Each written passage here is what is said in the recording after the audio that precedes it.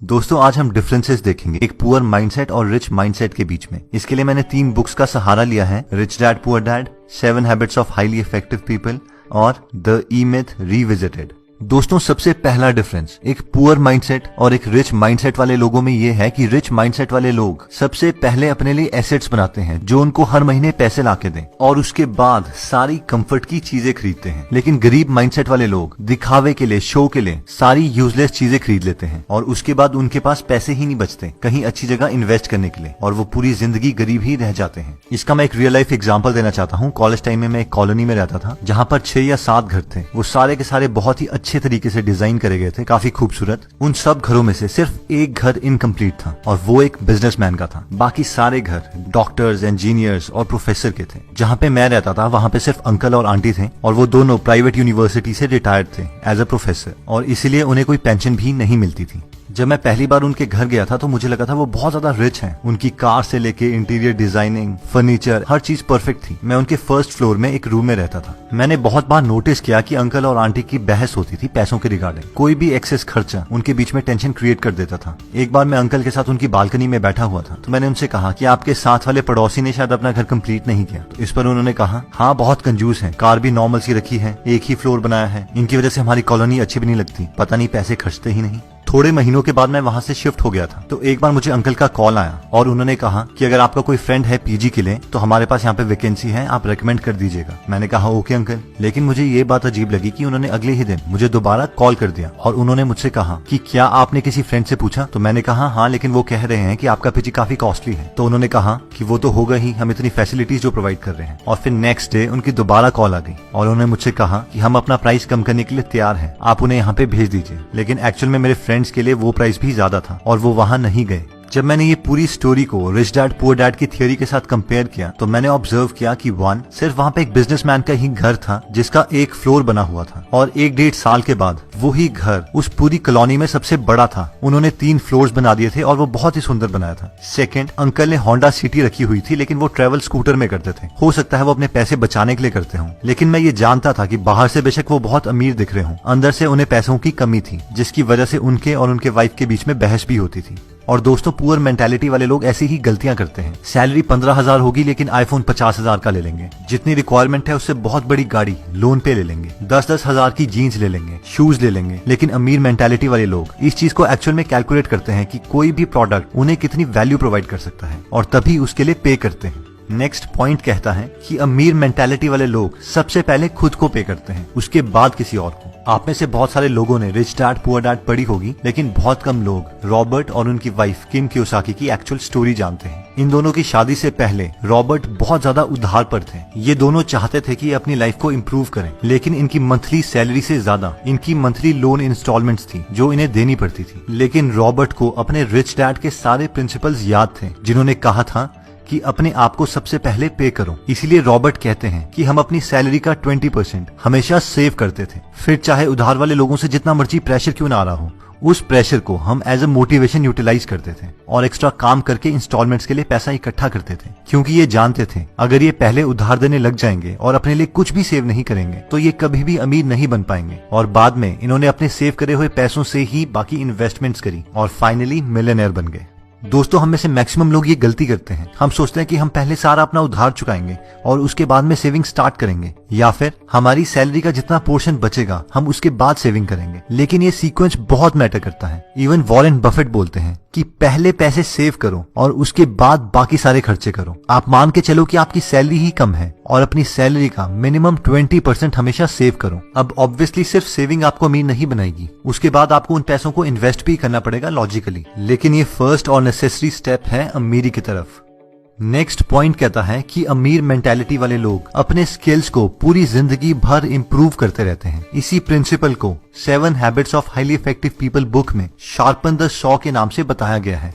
क्या आपने कभी ये नोटिस किया है कि बहुत कॉस्टली प्रोडक्ट्स की एडवर्टाइजमेंट कभी भी टीवी में नहीं दिखाई जाती? कभी भी फरारी वाले आपको टीवी में एडवर्टाइज करके ये नहीं बोलेंगे कि आप उनसे फरारी खरीद लो। ना ही कोई हेलीकॉप्टर की कंपनी या प्राइवेट जेट की कंपनी आपको अपना प्रोडक्ट दिखाने के लिए पैसे खर्च करेगी। लेकिन अब सवाल आता है कि ऐसा क्यों है? मैक्सिमम पॉपुलेशन तो टीवी ही देखती है। ऐसा इसलिए है क्योंकि ये लोग जानते हैं कि जो लोग इन प्रोडक्ट्स को एक्चुअल में खरीद सकते हैं वो अपना टाइम टेलीविजन में वेस्ट नहीं करते। ज्यादातर मिडिल क्लास मेंटालिटी वाले लोग graduation, post graduation, PhD, post doc कर चुके हैं, इसलिए वो सोचते हैं कि वो रेस्ट डिजर्व करते हैं और उन्हें कुछ नया सीखने की जरूरत नहीं है, और वो आराम से जॉब के बाद घर में आते हैं और टीवी देख के अपने को रिलैक्स करते हैं, क्योंकि वो सोचते हैं वो इस चीज को डिजर्व करते हैं। वैसे ही कहीं मिडिल क्लास बिजनेसमैन घर में आके आराम से सीरियल्स देखते हैं। नई चीजें सीखना उनके दिमाग में प्रेशर क्रिएट करता है, लेकिन रिच मेंटालिटी वाले लोग ये जानते हैं कि उन्हें अपनी स्किल्स पूरी जिंदगी भर इंप्रूव करते रहनी है। नई चीजें सीखना उनका पैशन है, ये चीज ही उन्हें रिलैक्स करती है। अगर हम बिल गेट्स का एग्जांपल लें तो वो माइक्रोसॉफ्ट से रिटायरमेंट ले चुके हैं, वो एक बिलियनर हैं, उन्हें कुछ करने की जरूरत नहीं है, लेकिन फिर भी वो हर वक्त कोई ना कोई बुक पढ़ते हैं और अपनी सारी बुक्स के नोट्स अपनी वेबसाइट gatesnotes.com में डालते हैं। ये एक रिच मेंटालिटी का परफेक्ट एग्जाम्पल है, क्योंकि रिटायरमेंट के बावजूद बिल गेट्स अपनी वाइफ मेलिंडा के साथ एक फाउंडेशन चलाते हैं, जिससे वो पूरी दुनिया की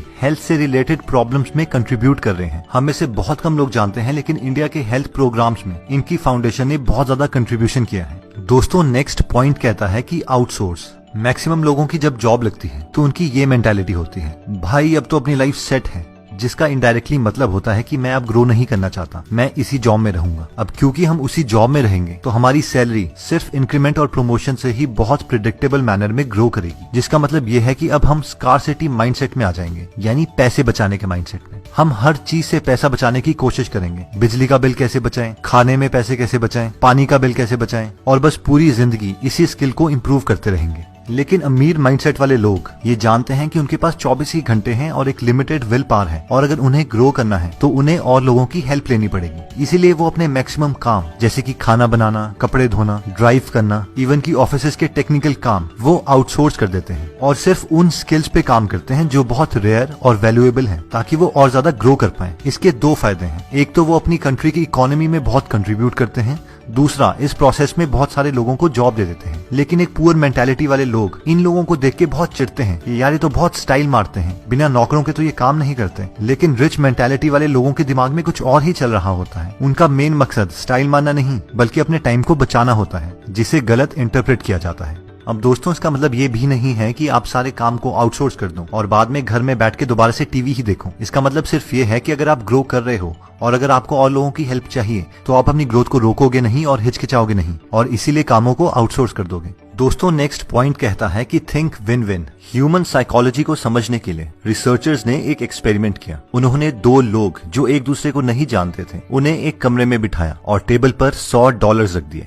रिसर्चर्स ने उन लोगों को बताया कि आपको ये $100 आपस में बांटने हैं, लेकिन हमारी कुछ कंडीशंस हैं। कंडीशन नंबर 1, पहला आदमी ये डिसाइड करेगा कि वो दोनों $100 को कैसे कैसे बांटेंगे। कंडीशन नंबर 2, दूसरा आदमी ये डिसाइड करेगा कि पहले आदमी ने जितने डॉलर्स उन दोनों में बांटे हैं, क्या वो उसे मंजूर है या नहीं। अगर वो उसे मंजूर है तो दोनों को उतने उतने डॉलर्स मिल जाएंगे, लेकिन अगर उसे वो चीज मंजूर नहीं है तो किसी को कुछ नहीं मिलेगा। अब रिसर्चर्स ने एक पैटर्न देखा। अगर पहला आदमी $100 को $50 करके बांटता था तो दूसरा आदमी उसे एक्सेप्ट कर लेता था और दोनों को $50 मिल जाते थे। अगर वो 60-40 करके बांटता था तो भी दूसरा आदमी उसे एक्सेप्ट कर लेता था। लेकिन अगर पहला आदमी उसे 70-30 करके बांटता था तो दूसरा आदमी उसे रिजेक्ट कर देता था और दोनों को कुछ नहीं मिलता था। यानी ह्यूमन इमोशंस का टिपिंग पॉइंट 70-30 था। रिसर्चर्स ने ये एक्सपेरिमेंट बहुत लोगों में रिपीट किया, लेकिन ये नंबर 70-30 के आसपास ही आ रहा था। उसके बाद उन्हें लगा शायद $100 डेवलप्ड कंट्रीज के लिए कम है, इसलिए वो डेवलपिंग कंट्रीज गए और उन्हें भी सेम ही ऑफर दिया, लेकिन उसके बावजूद रिजल्ट्स सेम रहे। अगर आप दूसरे आदमी होते तो आपका भी यही डिसीजन होता कि पहले आदमी ने अपने को 70 क्यों दिए और मुझे सिर्फ $30, इसलिए मैं भी उसे 70 क्यों लेने दूं। और शायद आप इमोशनली ठीक भी होते, लेकिन अगर हम इसे लॉजिकली देखें तो आपको वैसे भी कुछ नहीं मिल रहा था। आपको सिर्फ हाँ बोलनी थी और आपको वो डॉलर्स मिल जाते। लेकिन मैक्सिमम लोग इस डील को ना ही बोलते हैं, और ये पुअर माइंडसेट वाले लोगों की साइकोलॉजी है, जहाँ पे जेलेसी, चिढ़, कॉम्पिटिशन जैसे इमोशंस हैं। लेकिन एक रिच माइंडसेट वाले लोग हमेशा अपना दिमाग यूज करके कोई ना कोई ऐसा मेथड निकाल देते हैं जिससे दोनों का फायदा हो सके। वो विन विन में बिलीव करते हैं। विन लूज या लूज लूज वाली डील्स वो नहीं करते। इवन विन विन सिचुएशन में अगर उन्हें कम परसेंटेज भी मिल रही हो, फिर भी वो उस डील को कर लेंगे, क्योंकि वो जानते हैं कि वो हजारों ऐसी अपॉर्चुनिटीज और क्रिएट कर देंगे और अपने लिए और बाकियों के लिए भी एक अच्छा प्रॉफिट कमा देंगे।